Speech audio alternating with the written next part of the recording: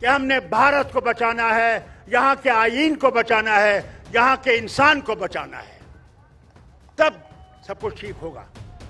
Gas का cylinder कितना महंगा है, आज 400 रुपए कम किए। इलेक्शन आने वाला, जो ये इलेक्शन अगर ये आ गए तो खुदा ही जाने ये सिलेंडर कहां पहुंचेगा। तो आज देखा है, दिल्ली में बैठ के भारत नहीं दिखता, भारत गांव में जाके दिखता है, जैसे इसने देखा। जम्मू कश्मीर के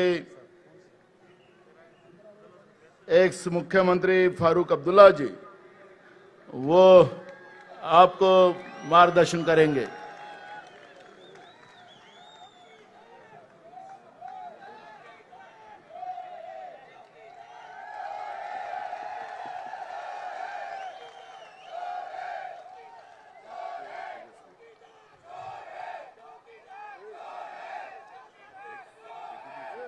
भारतवासियों, मैं इस सरजमीन को सलाम करता हूं। ये वो सरजमीन है जिसने आजादी के वो बुलंद नेता पैदा किए जिन्होंने अंग्रेजों को यहां से भगाया। आज दूसरी मुबारक आपको यह करता हूं कि राहुल गांधी जी ने अपनी यात्रा यहां पे, जो इन्होंने ईस्ट से शुरू की थी, आज बंबई में समाप्त हुई। इन्होंने, जैसे स्टालिन साहब ने कहा, कन्याकुमारी से शुरू की थी और कश्मीर आए थे। कश्मीर में बर्फ पड़ रही थी, कई लोगों ने जो इनके साथ थे उन्हें बर्फ देखी नहीं थी। ये है हमारा भारत, कश्मीर से कन्याकुमारी और मणिपुर से मुंबई, ये भारत है। याद रखिएगा कि आप वोट जो आपके पास है, वो वोट उनका है, उनका खून लगा है उन्हें, जिन्होंने इस भारत को आजाद किया। कभी भूलिए नहीं, वो सो गए मगर एक काम आपके लिए छोड़ गए कि इस भारत को बचाना है, इस भारत को सबके लिए रखना है। वो हिंदू हो, मुसलमान हो, सिख हो, ईसाई हो, बौद्ध हो, जो भी है, वो भारतीय है, भारतीय है, भारतीय है। इससे बड़ी बात यह है, उस वोट का आपको बचाना है। ये मशीन जो है, ये चोर है। मेहरबानी करके उस मशीन को देखिएगा। जब आप अपना बटन दबाएं, जो कागज वहां से लिखेगा, वो देखिए कि आपका वोट उसमें है या दूसरा वोट गया है।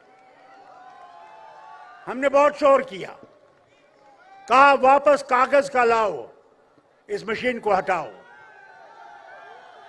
मुझे उम्मीद है जब इंडिया गठबंधन की गवर्नमेंट आएगी, उसमें यह मशीन खत्म हो जाएगी। और दूसरी बात होगी कि इलेक्शन कमीशन जो है वो आजाद हो जाएगा, वो मुक्त हो जाएगा।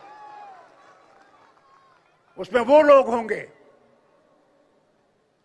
जो भारत से प्यार करते होंगे और इस मिट्टी को प्यार करते होंगे। बहुत चुनौतियां हैं, उन चुनौतियों का हम सब ने मुकाबला करना है। जितने भी लीडर यहां बैठे हुए हैं, हमने इकट्ठे इस किश्ती को चलाना है और इस किश्ती को डुबाने के लिए बहुत लोग खड़े हैं, उनका ख्याल रखिएगा। मगर अगर इंडिया मजबूत रहा और हम लोग सिर्फ ये सोच के निकलें कि हमने भारत को बचाना है, यहां के आईन को बचाना है, यहां के इंसान को बचाना है, तब सब कुछ ठीक होगा। आज फिर से मैं मुबारक करता हूं राहुल को और इसकी उस सारी टीम को जिन्होंने भारत को आज देखा है। दिल्ली में बैठ के भारत नहीं दिखता, भारत गांव में जाके दिखता है जैसे इन्होंने देखा। इन्होंने उनसे गले लगाया जिनसे कभी किसी ने गले नहीं लगाया होगा। समझ लगे उनके पास है क्या, कहां पहुंचे हैं। भाई लोगों, आज मैं पूछता हूं आपसे, वो जो तेल है, डीजल हो या पेट्रोल हो, उसकी कीमत कितनी है? आज जरूर ने 2 रुपए कम किए हैं क्योंकि इलेक्शन आने वाला है। गैस का सिलेंडर कितना महंगा है? आज 400 रुपए कम किए हैं, इलेक्शन आने वाला। जो इलेक्शन अगर ये आ गए तो खुदा ही जाने ये सिलेंडर कहां पहुंचेगा। आपके खाने की तेल की कीमत पूछिए अपनी मां से, बहन से, बीवी से। उसे पूछिए कि सब्जी की कीमत क्या है, कहां पहुंच गए हम।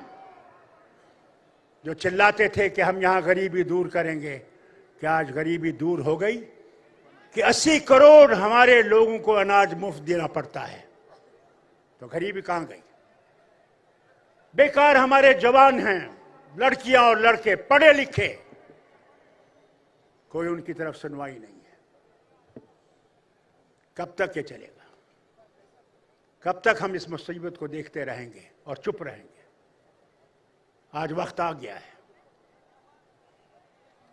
कि हम इकट्ठे होके संविधान को बचाएं और इस भारत की जो परंपरा है उसको बचाएं। ये आप तक है। मैं यही ऊपर वाले से मांगता हूं कि आपको हिम्मत दे कि आप अपने आप को और सबको निकालें और वोट डालें। अगर आप वोट नहीं डालेंगे तो फिर आप कुछ नहीं कह सकते, मगर वोट डालिए, आपके हक में नतीजा होगा।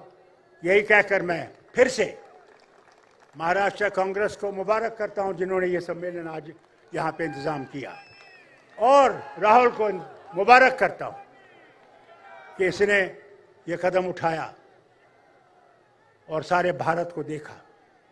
मैं उम्मीद करूंगा कि आगे ये याद रखेंगे कि भारत को उठाना है तो अपने आप को कुर्बान करना है। ये याद रखिएगा। जय हिंद, जय महाराष्ट्र।